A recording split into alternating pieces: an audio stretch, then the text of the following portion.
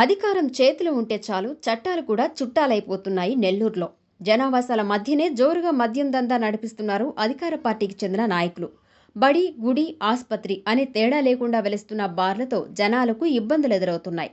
ఇలాంటివి నివారించాల్సిన పాలకులు road side చిన్న చిన్న దుకాణాలు నడుపుకునే పేదల పట్ల ప్రతాపం చూపిస్తున్నారు. ప్రస్తుతం నెల్లూరులో సాగుతున్న ఈ తంతుపై ప్రజలు ఆగ్రహావేశాలు వ్యక్తపరుస్తున్నారు. మద్యం పాలసీ ద్వారా షాపులకి లైసెన్స్ తెచ్చుకున్న వారికి అధికారం ఉంటుందా? అంటే స్థానికంగా ఉండే మహిళలు ఏమైపోవాలి? స్థానికంగా ఉండే మహిళలు భయాందోళనకు గురవుతున్నారు. మహిళలు కానీ, ప్రజలు కానీ, విద్యార్థులు కానీ, రోజువారీ పనిచేసుకునేటువంటి కార్మికులు కానీ ఇదే దారిని వెళ్లాల్సిన పరిస్థితి, రావాల్సినటువంటి పరిస్థితి.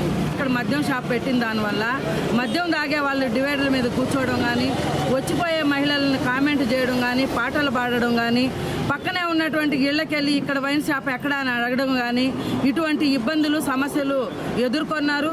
కాబట్టి భవిష్యత్తులో ఇక్కడ మద్యం షాప్ ఉంటే ఇంకా అనేక సమస్యలను స్థానిక కుటుంబాలు ఎదుర్కోవాల్సినటువంటి పరిస్థితి ఉంది.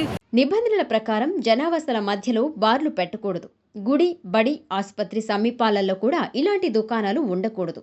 కానీ 3 స్కూళ్లు, అత్యంత సమీపంలో దేవాలయాలు ఉన్నప్పటికీ యథేచ్ఛగా వైన్స్ వ్యాపారం సాగుతోంది. అది మరెక్కడో కాదు, నెల్లూరు నగరంలోని మూలాపేటలో ఉన్న అలంకార్ సెంటర్. ఇక్కడ జనావాసాల మధ్యనే వైన్స్ నడుస్తుంది. అంతేకాదు అక్కడే బహిరంగ మద్యపానాన్ని విపరీతంగా ప్రోత్సహిస్తున్నారు. పేదల దుకాణాలను, ఇళ్లను కనికరం లేకుండా కూల్చే పాలకులకు ఇలాంటివి ఎందుకు కనిపించడం లేదనే ప్రశ్నలు ప్రజల నుంచి వస్తున్నాయి. ఈ వైన్స్ వెనకాలే బాలికల స్కూల్ ఉంది. అలాగే వేద పాఠశాల, మరో మున్సిపల్ హైస్కూల్తో పాటు సమీపంలోనే ప్రసిద్ధ దేవాలయాలు ఉన్నాయి. కానీ ఇవేమీ పట్టని పాలకులు పేదల పట్ల అమానుషంగా ప్రవర్తిస్తున్నారు.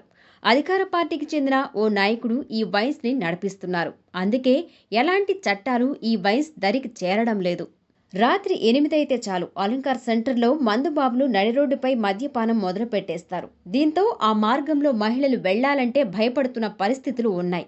అక్కడ జరుగుతున్న దందా పాలకులకు, అధికారులకు తెలిసినా పట్టించుకున్న పాపాన పోలేదు. మంత్రి నారాయణ స్పందించి జనావాసాల నుంచి ఈ వైన్స్ను దూరంగా తరలించాలని స్థానికులు కోరుతున్నారు.